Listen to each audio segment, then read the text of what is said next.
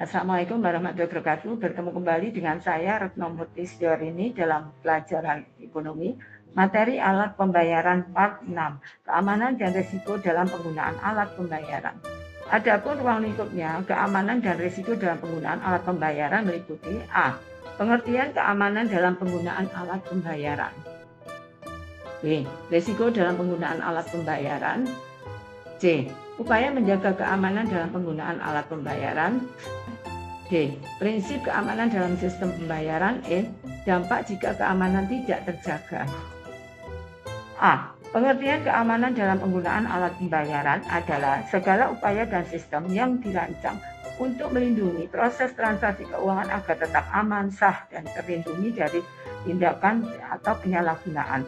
Tujuan utamanya adalah memastikan bahwa setiap transaksi benar-benar dilakukan oleh pihak yang berhak, dana berpindah sesuai tujuan, dan data pribadi pengguna tetap rahasia. Keamanan ini mencakup berbagai aspek seperti perlindungan data pribadi dan finansial berupa PIN, password, OTP, biometrik, keamanan sistem elektronik dan jaringan digital, dan pengawasan transaksi oleh lembaga keuangan dan regulator. B. Risiko dalam penggunaan alat pembayaran.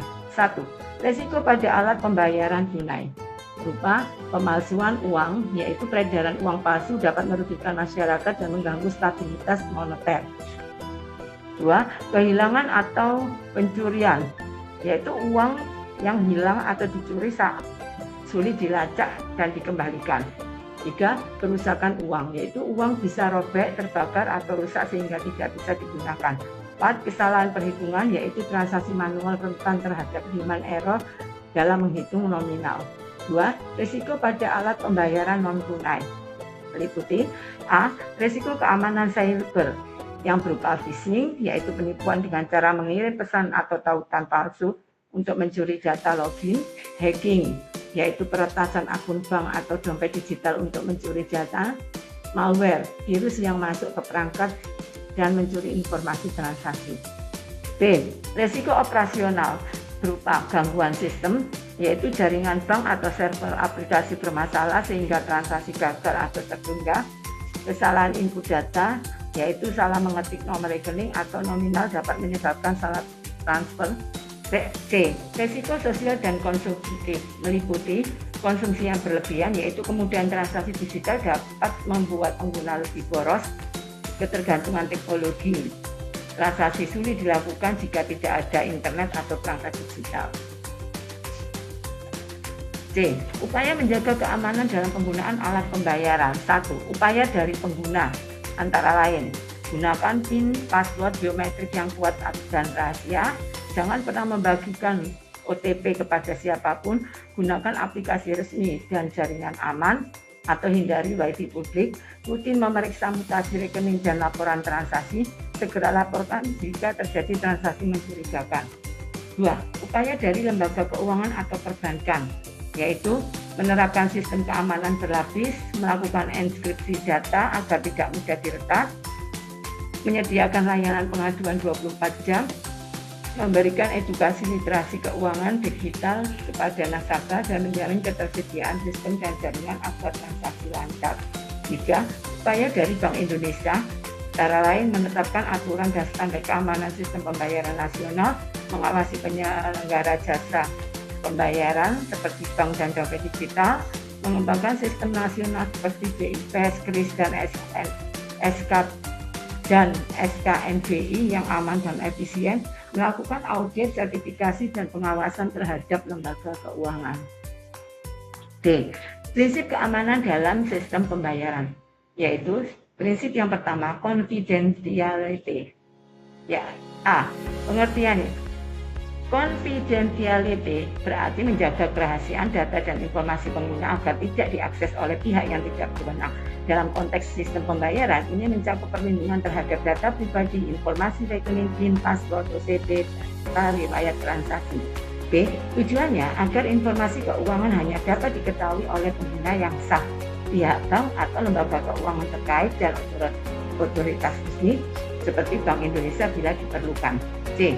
Cara menjaga confidentiality, yaitu menggunakan password dan autentifikasi ganda, Menerapkan enkripsi data sehingga data yang dikirimkan tidak bisa dibaca oleh pihak luar dan membatasi akses hanya kepada karyawan atau sistem yang berwenang. Edukasi pengguna agar tidak membagikan OTP atau data sensitif.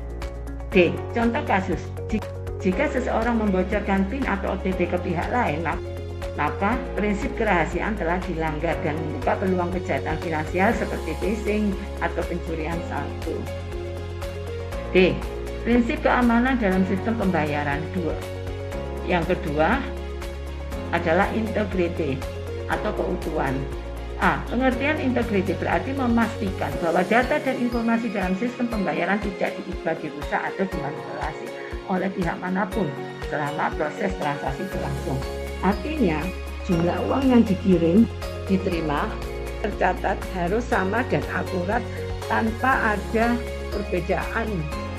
Artinya, jumlah uang yang dikirim, diterima, dan tercatat harus sama dan akurat tanpa ada perbedaan. B. Tujuannya menjamin bahwa setiap transaksi bersifat valid, akurat, dan tidak mengalami perubahan tanpa izin. C. Cara menjaga integritas. Cara menjaga integriti yaitu menggunakan sistem validasi transaksi otomatis untuk memeriksa keakuratan data, menerapkan logout aktivitas atau audit trail agar perubahan data dapat dilacak, menggunakan checksum atau hash function untuk memastikan data tidak diubah, dan pengawasan internal dan eksternal terhadap proses transaksi. D. Contoh kasus, jika sistem perbankan diretas dan saldo rekening nasabah berubah tanpa transaksi resmi, berarti prinsip keutuhan telah dilanggar. Dampaknya adalah kerugian finansial dan hilangnya kepercayaan masyarakat. Prinsip yang ketiga adalah availability, yaitu ketersediaan. A. Pengertian availability berarti menjamin bahwa sistem pembayaran, data, dan layanan keuangan selalu dapat diakses oleh pengguna yang berhak kapanpun dibutuhkan. Sistem dengan baik dan tidak sering mengalami gangguan meskipun ada peningkatan transaksi atau serangan cyber. Tujuannya agar masyarakat dan lembaga keuangan dapat melakukan transaksi setiap saat dengan cepat dan lancar, baik dalam kondisi normal maupun darurat. C. Cara menjaga availability adalah menyediakan server cadangan atau backup server dan pusat data ganda, melakukan pemeliharaan sistem secara rutin, menggunakan proteksi terhadap serangan DDoS dan serangan DDoS yang dapat melumpuhkan sistem, membangun infrastruktur jaringan yang andal dan aman. D. Contoh kasus, ketika sistem mobile banking tidak bisa diakses karena server down saat jam sibuk, maka prinsip ketersediaan tidak terpenuhi. Hal ini bisa menyebabkan keterlambatan transaksi dan menurunnya kepercayaan pengguna. Terjaga. 1. Kebocoran data pribadi dan keuangan. Ketika sistem keamanan tidak terjaga, data sensitif seperti nomor rekening, PIN atau password, nomor kartu debit atau kredit, kode OTP, dan riwayat transaksi dapat bocor ke pihak yang tidak berwenang. Hal ini bisa dimanfaatkan untuk pencurian identitas dan penipuan finansial. Contoh kasus, peretas berhasil mengakses database bank dan mencuri data nasabah lalu menggunakan data tersebut untuk melakukan transaksi ilegal atau menggunakan pinjaman online atas nama korban. Dampaknya kerugian finansial bagi nasabah, hilangnya kepercayaan terhadap lembaga keuangan, reputasi lembaga rusak, dan potensi penundaan hukum. Dampak yang kedua, pencurian uang dan transaksi ilegal. Jika sistem pembayaran digital tidak dilengkapi perlindungan seperti enkripsi dan autentikasi ganda, maka hacker dapat dengan mudah mengakses rekening, mengubah nomor transaksi atau mengalihkan dana ke rekening palsu. Seseorang mengalami pembobolan mobile banking karena ponselnya terinfeksi malware. Uang di rekening berpindah tanpa sebelumnya. Dampaknya nasabah kehilangan saldo, bank mengalami kerugian reputasi dan proses investigasi panjang dan sulit. Dampak yang ketiga adalah manipulasi data dalam laporan keuangan. Kurangnya keamanan dapat menyebabkan data transaksi diubah, dihapus atau dimanipulasi. Hal ini menimbulkan kesalahan. Catatan laporan keuangan tidak valid bahkan penipuan. Contoh kasus, transaksi nasabah diubah nilainya oleh oknum insider atau sistem yang diretas sehingga saldo rekening tidak sesuai dengan sebenarnya.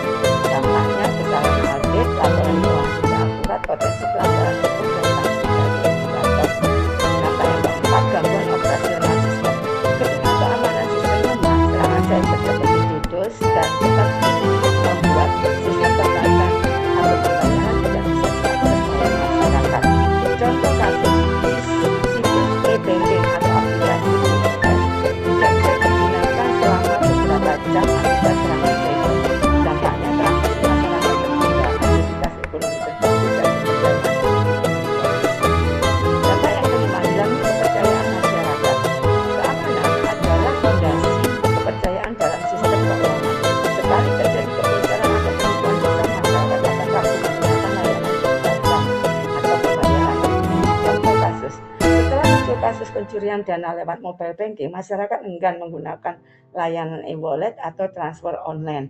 Dampaknya, transaksi digital menurun, peredaran uang tunai meningkat kembali, dan perkembangan ekonomi digital terhambat. 6. Gangguan terhadap stabilitas sistem keuangan nasional.